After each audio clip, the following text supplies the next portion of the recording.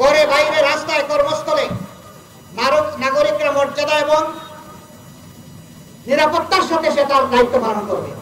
আমি আগেই বলেছি যে বাংলাদেশে কোনো বৈষম্য থাকবে না, যে বাংলাদেশে দুর্নীতি থাকবে না, চাঁদাবাজ থাকবে না, দখলদার থাকবে না, সন্ত্রাসের জায়গা হবে না, মাদক রাজ্য গড়ে উঠবে না, অস্ত্রের ঝনঝনানি শুনবো না।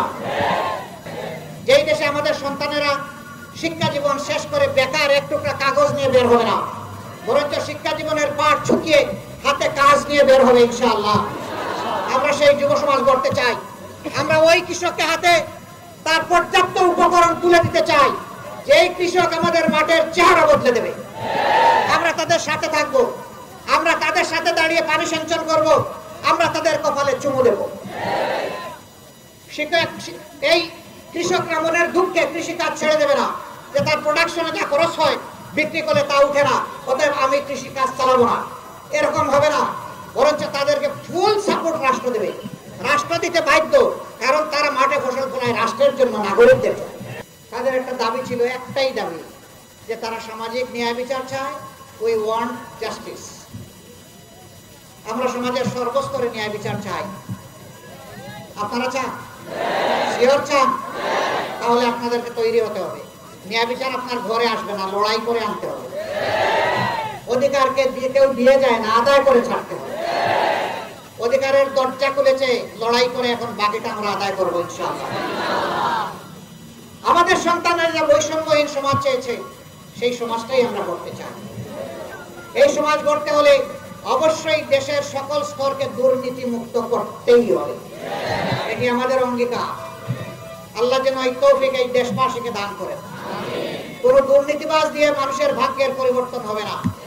ওদের ভাগ্যের পরিবর্তন হবে, কিন্তু শেষ পর্যন্ত খালে বিলে নদী নালায় পালাইতে হবে।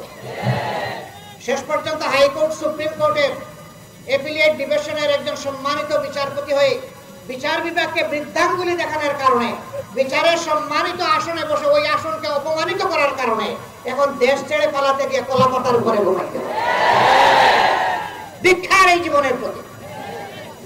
এই সমাজ তোমাকে সর্বোচ্চ মর্যাদা দিয়েছিল।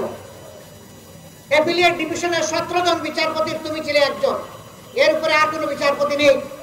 এত মর্যাদা দেশ তোমাকে দিল, আর তুমি দেশকে এবং বিচার বিভাগকে করলে অপমান। আমাদের এই সন্তানেরা রাস্তায় নেমেছিল, দুই দিকে হাত ছড়িয়ে দিয়ে বলেছিল, বুকের ভিতর তুমুল ঝড়, বুক পেতেছে গুলি খোর। কেন আমাদের সন্তানেরা বুকে গুলি করতে বলেছিল? হ্যাঁ, কারণ আছে।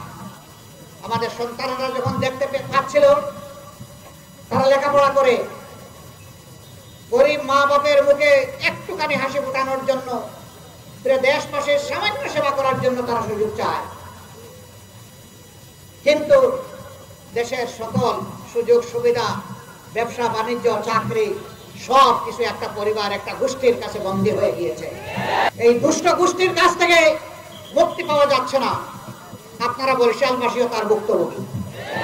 আমি জানি, আমি দায়িত্ব নিয়ে কথা বলছি। এই বরিশালের মানুষও ভুক্তভোগী। প্রিয় দেশবাসী, তারা যখন দেখলো তাদের জীবনের স্বপ্নে ফুল ফুটানোর কোনো সুযোগ নেই, মেধা থাকলেও তার জন্য কোনো কাজ নাই, তার যোগ্যতার কোনো মূল্যায়ন নাই, তখনই তারা বলেছিল, এই বাছার চাইতে মেরে ফেলো, গুলি করো, হয় আমাকে আমার অধিকার দাও, না হয় আমার জীবন কেড়ে দাও।